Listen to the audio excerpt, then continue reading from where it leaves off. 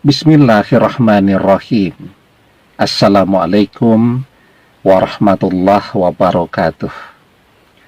Bapak-bapak, ibu-ibu, mas-mas, mbak-mbak, khususnya adik-adikku sekalian yang dirahmati Allah, dimanapun Anda berada.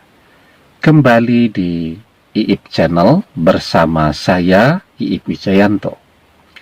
Kali ini kita akan membahas tema mantan tidak serius ingin berpisah denganmu.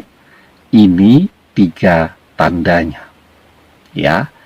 Jadi perpisahan itu lebih sering sebenarnya digunakan orang untuk menunjukkan sesuatu. Ya, apakah dia sedang marah, apa dia sedang kecewa, atau dia sedang cemburu. Ya. Nah, ketika ini yang dia rasakan, ya tentu perpisahan itu bukan sesuatu yang sungguh-sungguh dia inginkan. Dia cemburu, dia kemudian minta berpisah. Tujuannya apa? Tujuannya agar pasangannya datang merayu dia kembali. Tujuannya agar pasangannya lebih mencintainya, lebih perhatian kepada dia, dan yang pasti lebih setia. Kan begitu ya? Nah, atau ada juga orang yang kemudian menjadikan perpisahan itu untuk mengukur seberapa dalam, seberapa besar cinta dari pasangannya kepada dia. Ya, jadi misal pasangannya ini sedang mendua, kemudian dia minta berpisah. Ya. Nah, dia minta berpisah itu dia pengen melihat pasangannya ini akan memilih dia atau memilih orang ketiga tadi. Ya. Nah, kalau kemudian dia lebih dicintai, maka tentu pasangannya akan berjuang, akan berusaha untuk bisa mendapatkan dirinya lagi, ya. Nah, sehingga memang ketika mantan ini tidak serius untuk berpisah, maka paling tidak ada 3 tanda yang bisa kita lihat dan kita bisa mengetahui bahwa sesungguhnya mantan ini sedang tidak sungguh-sungguh untuk berpisah. Ya, jadi kita jauh lebih tenang kan kalau kita mengetahui bahwa mantan tidak bersungguh-sungguh untuk berpisah, tidak serius untuk berpisah, ya. Artinya menunggu waktu saja untuk bisa kembali bersama lagi. Jadi yang pertama tandanya adalah bahwa ini bukan perpisahan yang pertama. Pernah dulu berpisah juga, ya, dan selalu kembali bersama lagi. Ya, jadi misal sekarang ini sudah menikah, sedang berpisah, pisah rumah. Setelah diingat-ingat, dulu sebelum menikah, ya sedang PDKT, sedang menuju pernikahan, juga sudah pernah begitu. Sudah pernah berpisah, dan kemudian ya lewat waktu 2-3 minggu, ketemu lagi, kangen lagi, bersama lagi, dan kemudian menikah. Nah, di dalam pernikahan ternyata ketemu lagi yang seperti itu.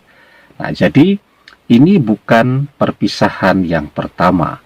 Artinya sebelumnya sudah pernah ada perpisahan-perpisahan dan selalu bisa kembali bersama lagi. Nah, maka besar harapan ini juga akan sama, ya. Akan kembali bersama lagi seperti perpisahan-perpisahan sebelumnya yang pernah terjadi. Nah, kemudian yang kedua, ya, mantan memang tidak mau ketemu kita, ya, tetapi dia tetap berkomunikasi dengan kita menggunakan media sosial, walaupun buka tutup, ya. Jadi diblokir 2 hari, kemudian dibuka setengah hari, setelah itu dia blokir lagi, dan terus seperti itu, ya. Jadi kalau orang memang sudah betul-betul pengen berpisah, ya tidak ada yang perlu untuk dibicarakan lagi. Begitu dia blokir selamanya, ya. Begitu telepon nomor kita dia blokir, ya akan dia blokir selamanya, karena dia tidak punya kepentingan lagi untuk membicarakan sesuatu dengan kita. Tetapi ketika blokir media sosial, blokir nomor handphone, dan seterusnya, itu masih buka tutup terus. Nah, itu menunjukkan bahwa mantan tidak serius untuk berpisah, mantan masih cinta tapi malu-malu, ya. Nah, kemudian tandanya yang ketiga, yang paling penting, ya.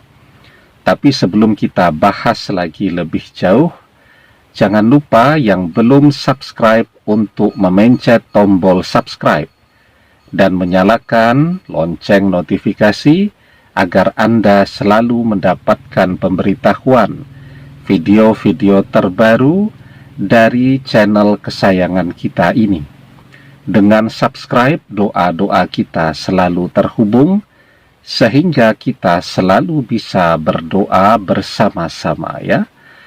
Yang ketiga nih, bahwa ketika kita slow respon atau sedang malas merespon, ya, kan biasanya orang kalau sedang marah itu pengennya ngajak bertengkar terus, ya. Chatting itu, dia lagi pengen bertengkar tuh, maka dia buka blokir media sosial kita, kemudian ngajak chatting, ya, atau dia mungkin telepon dan seterusnya, yang ujung-ujungnya mesti biasanya bertengkar.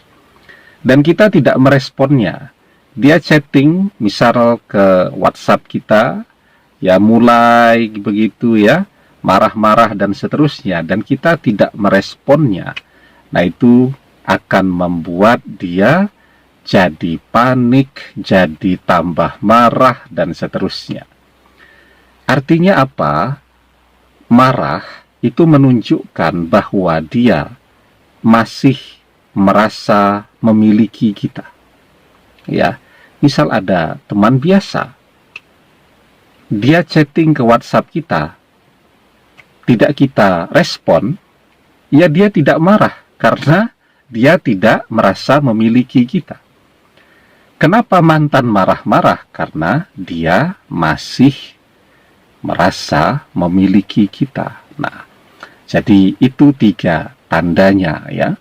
Nah, sekarang, ya, memang ketika mantan ini sedang panas, ya, sedang marah-marah dan seterusnya tadi, ya, yang terbaik memang kita diamkan dulu sampai kemarahannya reda, ya.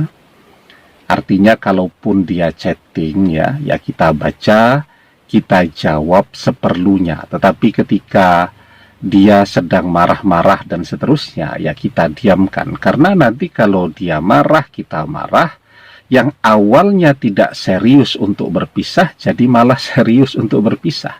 Maka mendiamkan mantan yang sedang marah, itu adalah yang terbaik, ya. Nah, di dalam sebuah hadis kita diajarkan, inna min husni islamil mar'i kilatal kalami fima la ya'nihi. Di antara tanda kebaikan Islam seseorang adalah mengurangi bicara dalam hal yang tidak bermanfaat, ya. Nah, jadi kalau mantan lagi baik begitu, ya, kemarahannya sedang reda, ngajak ngobrol yang baik dan seterusnya, dan kita rasa pembicaraan itu penting, ya, untuk bisa mengembalikan dia kepada kita, karena biar bagaimanapun kalau dia masih memberikan kesempatan kepada kita bicara, nah itu adalah kesempatan yang baik untuk meyakinkan dia agar segera kembali. Ya tentu kita bicara. Tetapi kalau dia sudah mulai bicara hal-hal yang tidak bermanfaat, hal-hal yang kemudian hanya membuka pertengkaran, yang ujung-ujungnya jadi marah-marahan dan seterusnya, maka lebih baik kita memilih untuk diam. Ya, jadi kita hanya bicara dengan mantan untuk hal-hal yang bermanfaat untuk masa depan kita dan dia, atau kita lebih memilih untuk diam. Demikian, semoga bermanfaat. Wallahu a'lam bissawab, billahi taufik wal hidayah. Assalamualaikum warahmatullahi wabarakatuh.